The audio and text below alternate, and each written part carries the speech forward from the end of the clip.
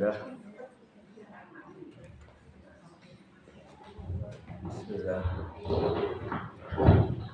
Alhamdulillah hamdan katsiran thayyiban mubarakan fihi kama yuhibbu rabbuna wa yarda. Amma ba'd. Tadi sampai perkataan Imam Ibnul Qayyim bahwa kata beliau, kuatnya rasa harap seorang hamba kepada Allah itu tergantung seberapa kuat pengenalannya terhadap Allah, nama-namanya dan sifat-sifatnya.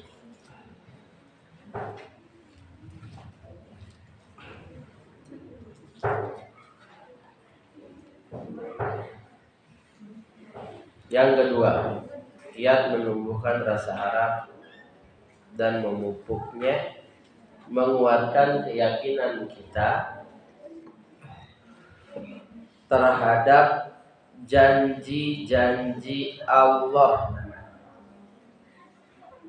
baik yang termaktub di dalam Al-Quran ataupun Sunnah. Misal Allah berjanji di dalam Al-Quran dengan firman-Nya, wa may yattaqillaha yaj'alahu makhraja. Siapa yang bertakwa kepada Allah, maka Allah akan berikan jalan keluar bagi setiap masalahnya. Kuatkan keyakinan kita kepada firman Allah tersebut, sehingga rasa harap kita kepada Allah akan besar. Wa may yatawakkal 'ala Allah fa huwa hasbuh. Allah juga masih berfirman dalam Quran surat At-Tolak, barang siapa yang bertawakal kepada Allah, dia gantungkan urusannya, bersandar hanya kepadanya, maka Allah akan cukupkan segala urusannya.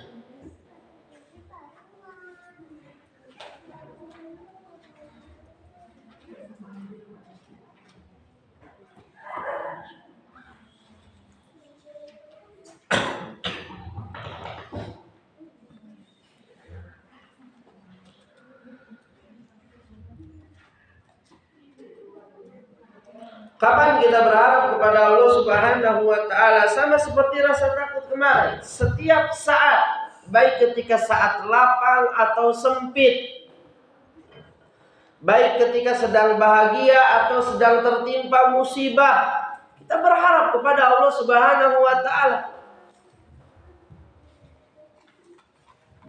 Ketika saat lapang kita berharap kepada Allah, semoga Allah melanggengkan nikmat tersebut, memberkahi nikmat tersebut.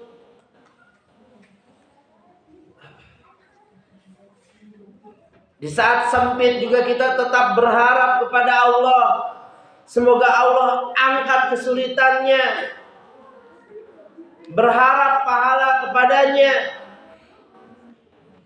atas musibah yang menimpanya.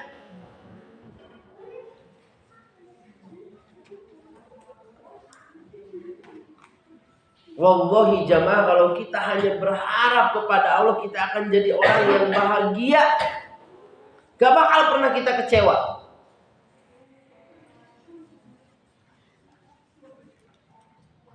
Maka sering guru kita Ustaz Yazid mengatakan, jangan berharap kepada, memang benar jangan berharap kepada makhluk. Makhluk bisa apa sih?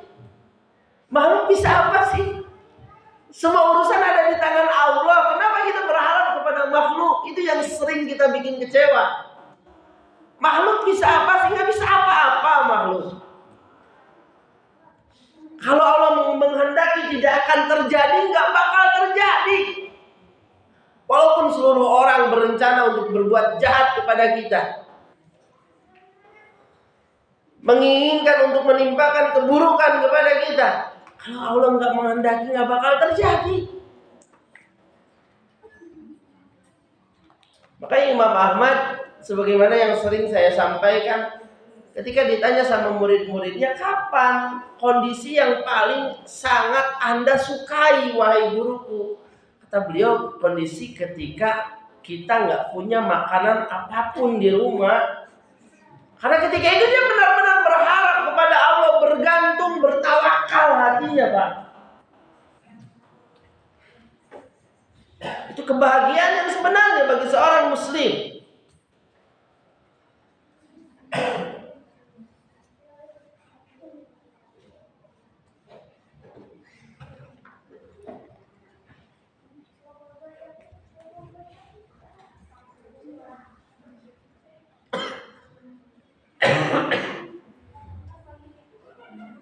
Dipupuk, dilatih dari sekarang. Apa-apa berharap kepada Allah. Kalau orang sudah berharapnya kepada Allah, pasti akan banyak doa dari lisannya meminta kepada Allah. Nggak bisa dipisahkan sudah itu. Kalau orang berharapnya hanya kepada Allah, pasti dia akan banyak meminta kepada Allah Subhanahu wa Ta'ala. Dikit-dikit minta kepada Allah, dikit-dikit minta kepada Allah. Ya Allah, berkahi bisnis saya, dagang saya. Dikit-dikit meminta kepada Allah Subhanahu wa Ta'ala.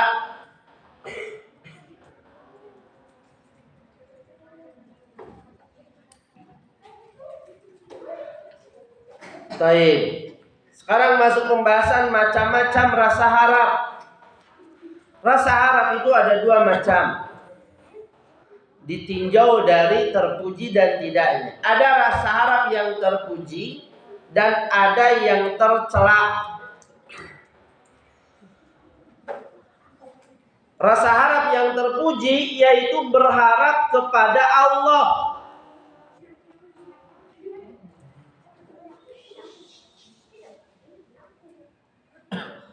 Yaitu harapan untuk mendapatkan kebaikan yang ada di sisi Allah Subhanahu wa Ta'ala.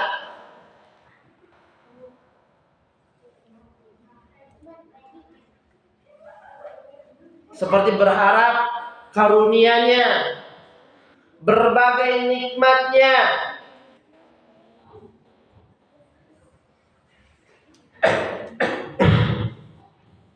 Karena semua kebaikan ada di tangan Allah Subhanahu wa Ta'ala.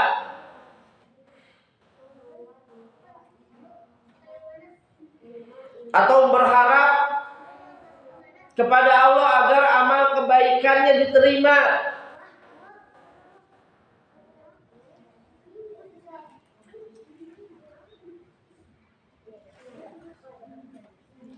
Karena seringkali seorang hamba ketika melakukan amal kebaikan banyak kekurangannya, kita harus banyak berharap kepada Allah.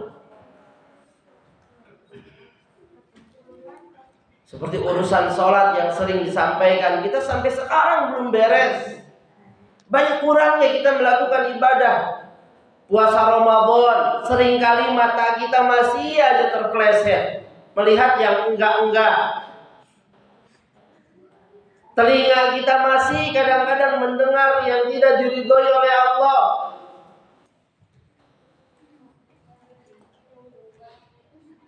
Makanya Nabi ingetin, man shoma ramadhana imanan wa ihtisaban.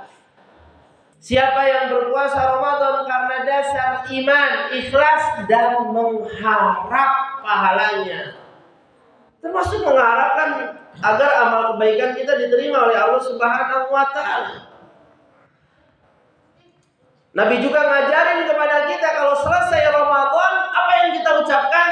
Taqabbalallahu minna wa minkum. Itu syarat dengan rasa harap, itu doa. Taqabbalallahu minna wa minkum, yang artinya semoga Allah menerima amal ibadah kita semua.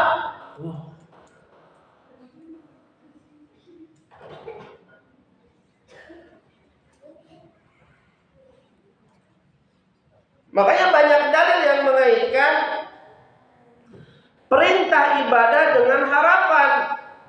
Maksudnya harapan agar amal itu diterima. Contoh seperti dalil tentang puasa tadi. Man shoma ramadhana imanan wa ihtisaban. Siapa yang berpuasa Ramadan karena dasar iman dan ihtisab, maksudnya mengharapkan pahala dari Allah,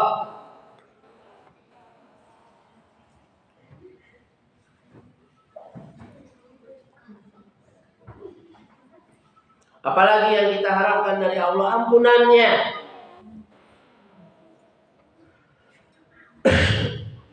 Manakala seorang hamba bertobat dari perbuatan maksiat, kembali kepada Allah Subhanahu wa taala, maka ibadah yang dituntut dari si hamba tersebut ketika itu yang paling ditekankan rasa harap. Berharap kepada Allah agar taubatnya diterima, agar diampuni dosanya, dimaafkan kesalahan-kesalahannya.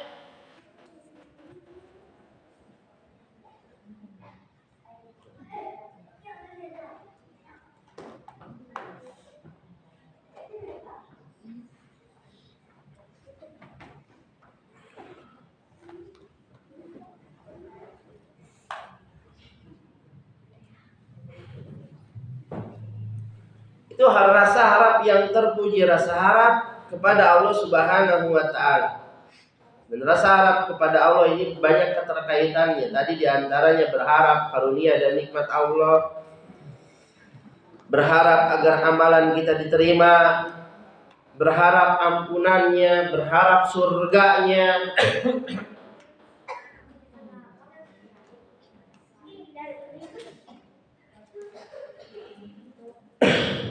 Yang kedua ada rasa harap yang tercela.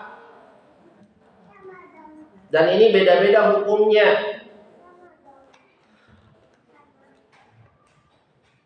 Yang pertama ada rasa harap yang syirik.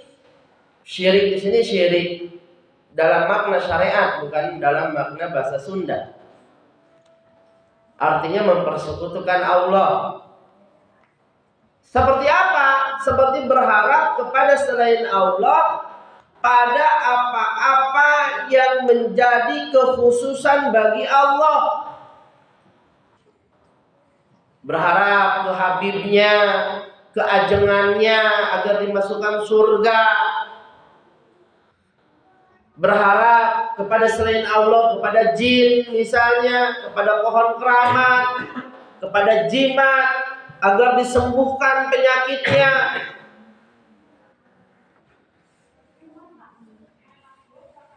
Agar diluaskan rizkinya. Ini rasa harap yang seperti ini syirik. Dan syiriknya syirik besar, bukan syirik kecil.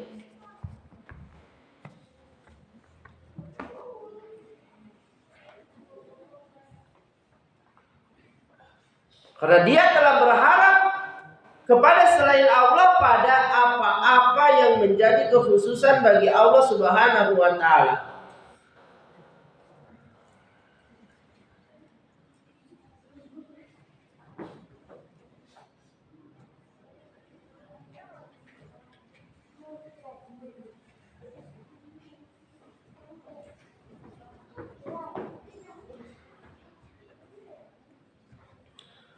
Yang kedua, rasa harap.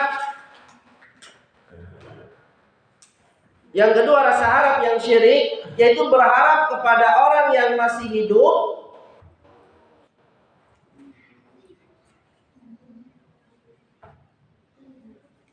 tapi ia tidak ada di hadapannya.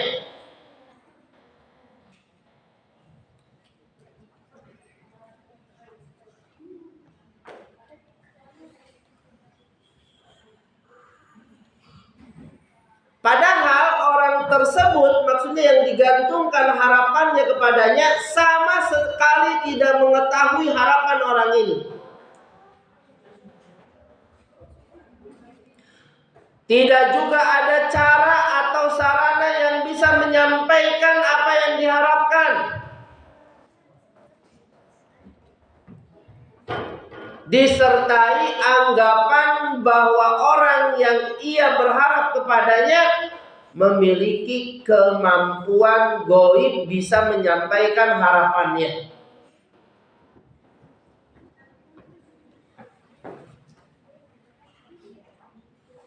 Seperti sebagian orang yang berharap kepada syekhnya, gurunya, bisa menyelamatkan mereka dari kebinasaan. Padahal gurunya nggak tahu harapannya. Nggak juga ada cara atau sarana untuk menyampaikan harapannya.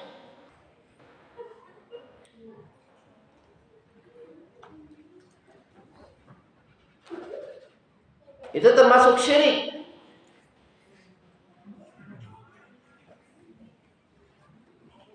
Sama seperti berdoa, ketika kita membahas doa, kita meminta kepada orang yang masih hidup, tapi nggak ada orang itu di hadapan kita. Itu syirik besar. Begitu juga dengan kita berharap kepada seseorang. Orang itu nggak tahu apa yang kita maui. Nggak juga ada cara atau sarana yang bisa menyampaikan harapan kita. Disertai anggapan orang yang kita harapkan memiliki kemampuan gaib yang bisa menyampaikan harapan kita. Itu yang kedua. Yang ketiga yang termasuk syirik, berharap kepada orang yang masih hidup, ada di hadapan kita, tapi mengharapkan sesuatu yang menjadi kekhususan bagi Allah. Kalau yang tadi umum ya, berharap kepada selain Allah umum, mau jin, manusia. Kalau sekarang khusus, manusia ada di hadapan kita, tapi mengharapkan sesuatu yang menjadi kekhususan bagi Allah. Seperti sebagian orang yang belum dikaruniai momongan, sudah menikah lama, dia benar-benar menggantungkan harapannya ke dokter gitu. Seolah dokter itu bisa memberikan momongan, memberikan anak. Dokter nggak bisa ngapa-ngapain. Cuma bisa berusaha aja mengobati, nggak bisa memberikan anak.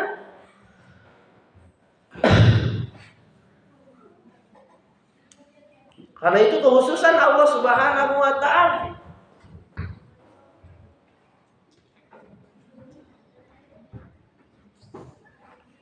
Bahkan ada, saya punya saudara yang rahimnya udah diangkat tapi masih tetap hamil. Jemaah, bayangin, dokternya sampai tercengang kaget. Rahimnya udah diangkat pas dan sterilin. Maha kuasa Allah Subhanahu wa ta'ala, tapi tetap hamil. Di luar nurul.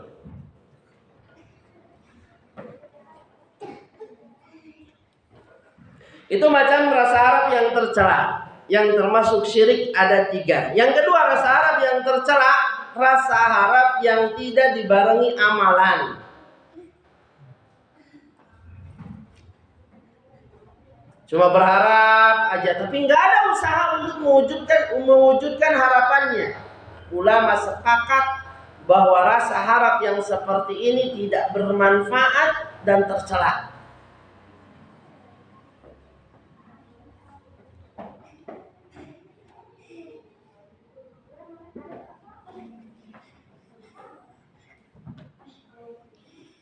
Magrur orang seperti ini, tertipu.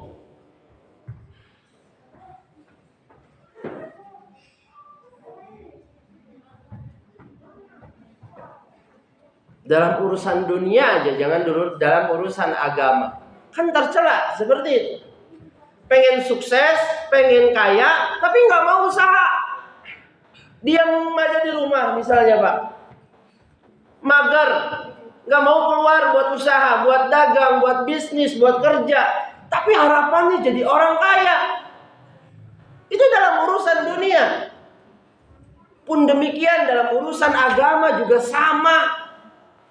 Orang yang pengen surga tapi tidak berusaha untuk mewujudkan harapannya dengan menjalankan perintah Allah dan menjauhi larangannya, maka dia telah tertipu.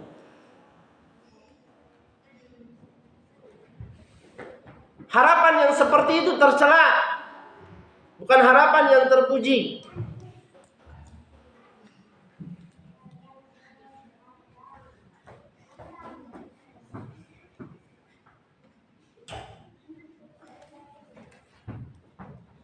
Yang ketiga, rasa harap yang tercela, rasa harap yang tidak disertai rasa takut. Karena dua amalan hati ini nggak bisa dipisahkan.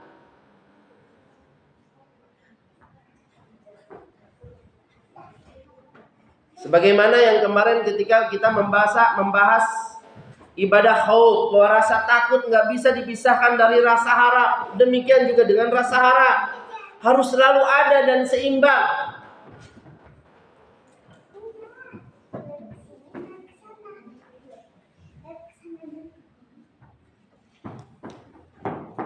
Sebagian ulama berpendapat di saat sakaratul maut maka rasa harap itu harus jauh lebih besar dibandingkan rasa takut kita. Karena ketika itu berhusnudzon lebih dianjurkan di saat genting seperti itu. Makanya kadar rasa harap kata sebagian ulama di saat seperti itu lebih dianjurkan lagi. Porsinya harus jauh lebih besar lagi.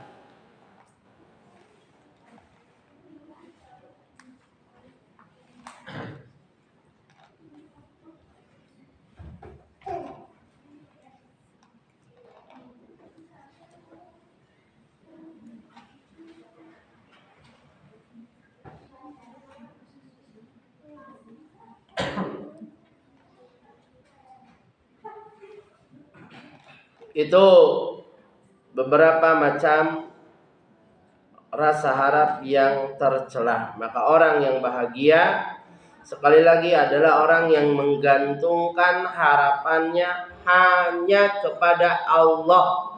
Harus dilatih, Pak. Mulai dari sekarang harus seperti itu kita menjadi seorang muslim itu. Kata Syekhul Islam Ibnu Taimiyah, "Ma raja ahadun makhluqan aw tawakkala alaihi illa khabadhanuhu minhu." Tidaklah seorang hamba berharap kepada makhluk atau bersandar kepadanya, melainkan ia pasti akan kecewa. Melainkan ia pasti akan kecewa. Karena manusia itu lemah. Karena manusia itu nggak bijak. Yang maha kuat, maha bijaksana hanya Allah Subhanahu wa ta'ala. Yang maha mampu memberikan manfaat, menolak mudarat hanya Allah Subhanahu wa ta'ala.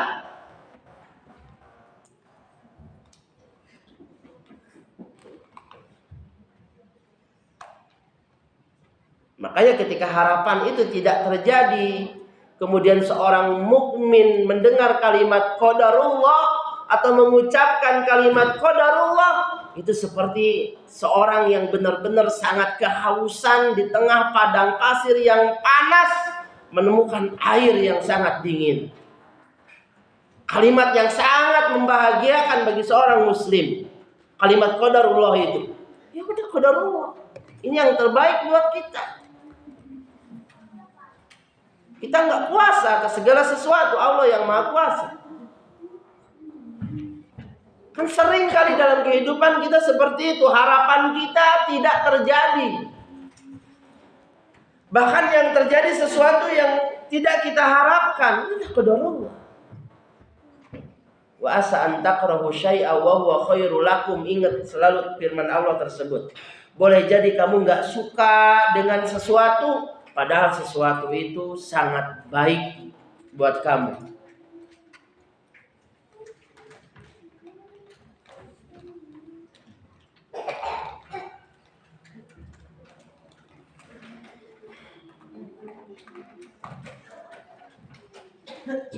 Lalu kata penulis, wa dalilur roja, dan dalil bahwa roja adalah ibadah. Lihat sekali lagi, baiknya pengajaran penulis selalu menanamkan kepada kaum muslimin agar mendasari urusan agamanya dengan dalil.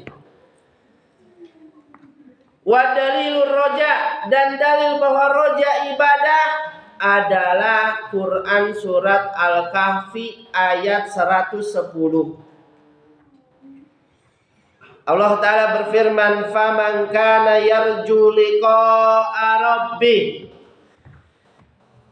Barang siapa yang mengharapkan perjumpaan dengan Tuhannya, dengan Allah, apa kata Allah? Falyamal amalan solihah. Maka hendaknya dia beramal soleh, bukannya mager. Kalau pengen masuk surga, beramal soleh, sholat, bertakwa, belajar ilmu agama,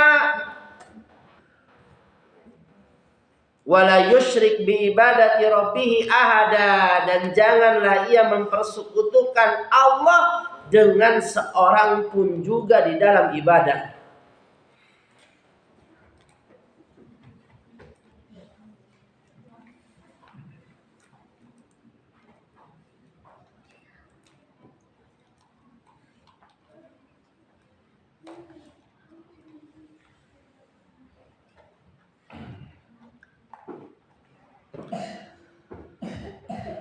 Dalam dalil ini jamaah yang dimuliakan oleh Allah, terdapat beberapa pelajaran yang bisa kita petik.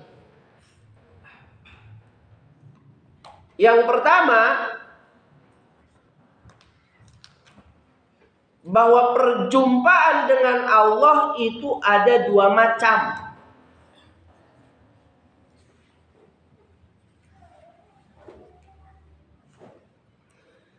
Yang pertama, perjumpaan yang sifatnya umum.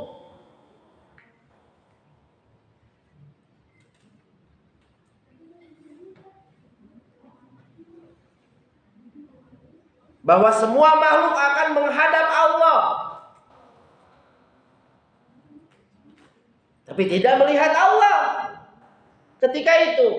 Tidak juga mendapatkan keridhoannya dan juga rahmatnya. Semua makhluk akan datang menemui Allah Subhanahu wa taala. Akan ditanya oleh Allah Subhanahu wa taala.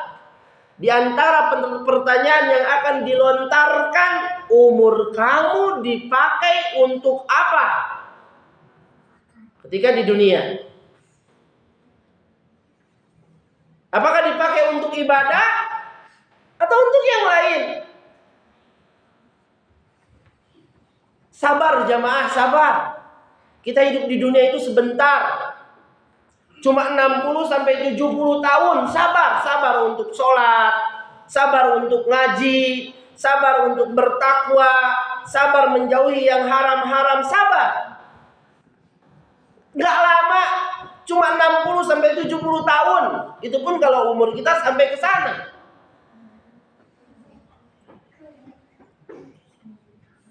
Jangan sampai kita nggak sabar sehingga kita tukar kehidupan yang abadi dengan yang fana ini. Rugi kita. Rugi kita. Apa dalilnya perjumpaan yang umum ini? Dalilnya Quran surat Al-Insyiqaq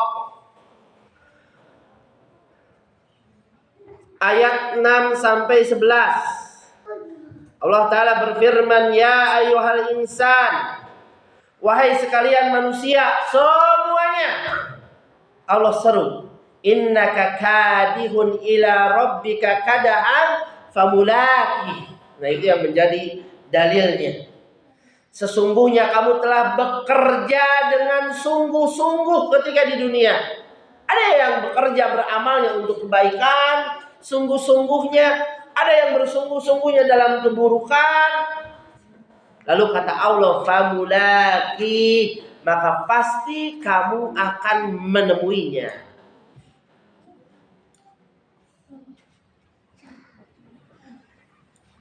Ada kata famulaki.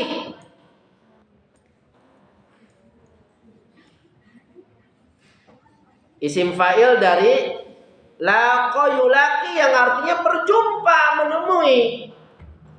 Tapi sekali lagi perjumpaan di sini sifatnya umum. Berjumpa tapi tidak melihat Allah, karena yang bisa melihat Allah itu orang-orang beriman. Itu pun kadar mereka berbeda-beda sesuai keimanan dan ketakwaannya. Perjumpaan di sini sekali lagi bukan perjumpaan yang mendapatkan rahmat, dan keridhaan Allah.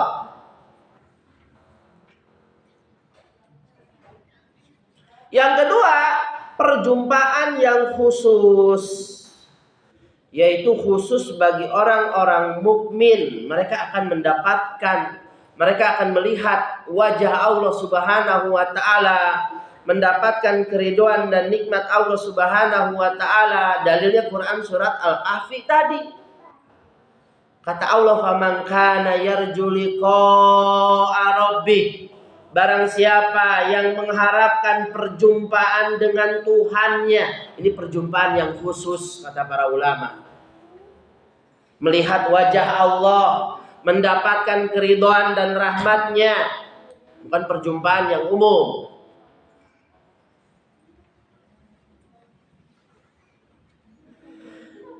Itu faidah yang pertama. Faidah yang kedua, dari surat Al-Kahfi ayat 110,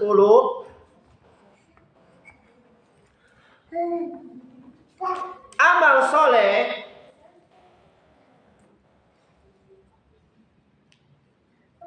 adalah amalan yang bersih dari syirik dan juga sesuai dengan petunjuk Nabi. Itulah amal soleh. Kata Allah, "Falyamal amalan sholiha." Maka hendaknya dia beramal soleh. Itulah amal soleh.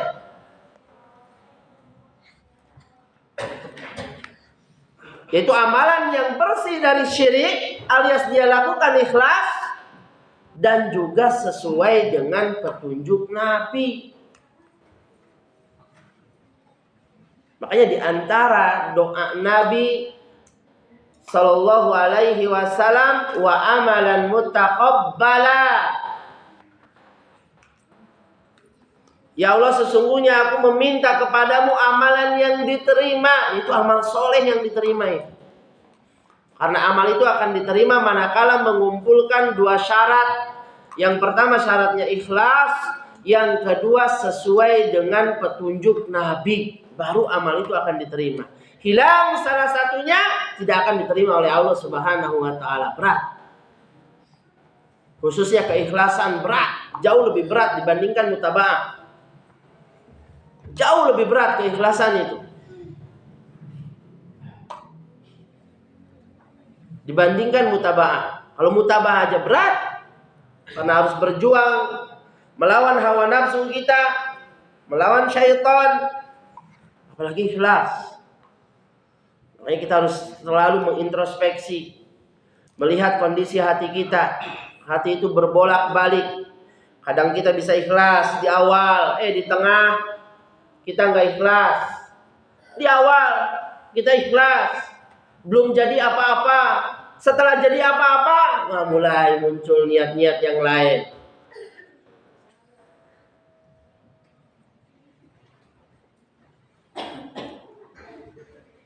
Pelajaran yang ketiga dari ayat 110 surat Al-Kahfi, larangan menyekutukan Allah dengan sesuatu apapun juga.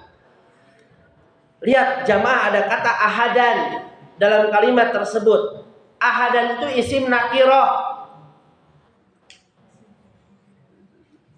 Masih ingat Bapak Ibu isim nakirah pelajaran Durusul Lughah?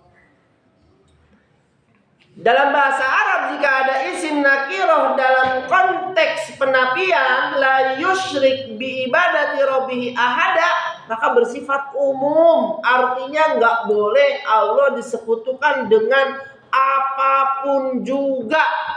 Mau malaikat, mau manusia, mau jin, mau benda mati, apapun juga nggak boleh. Ini dalilnya.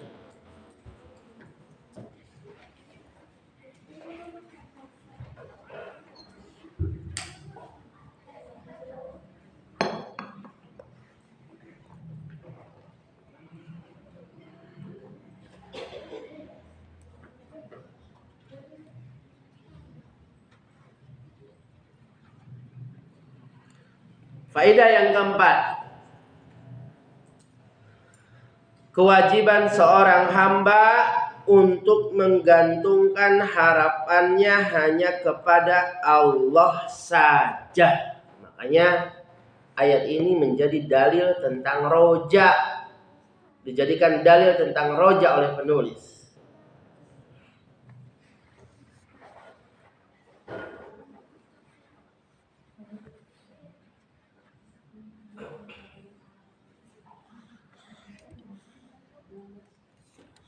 Nggak boleh sayang, nggak boleh ya.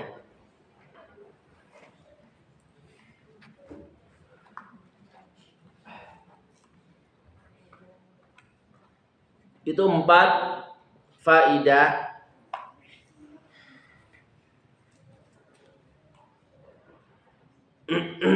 yang saya kutip dari penjelasan Syekh Abdullah Al-Fauzan. Ada 2 ulama yang namanya, yang marganya Al-Fauzan, ulama besar.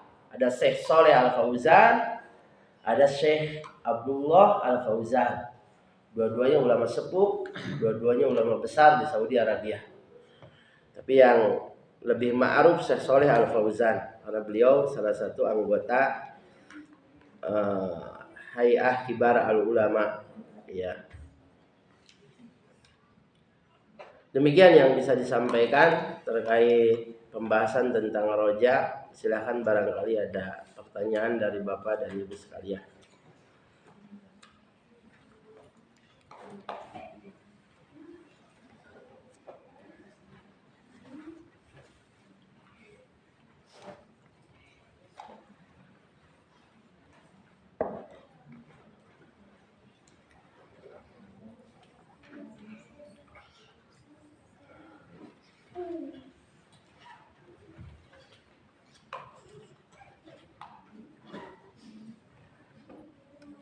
Sepertinya tidak ada yang bertanya ya. Alhamdulillah. Mudah-mudahan yang sedikit ini bermanfaat, lagi diberkati oleh Allah Subhanahu wa taala. Kita tutup dengan doa kafaratul majlis. Subhanakallahumma wa bihamdika asyhadu an la ilaha illa anta astaghfiruka wa atubu ilaik. Assalamualaikum warahmatullahi wabarakatuh.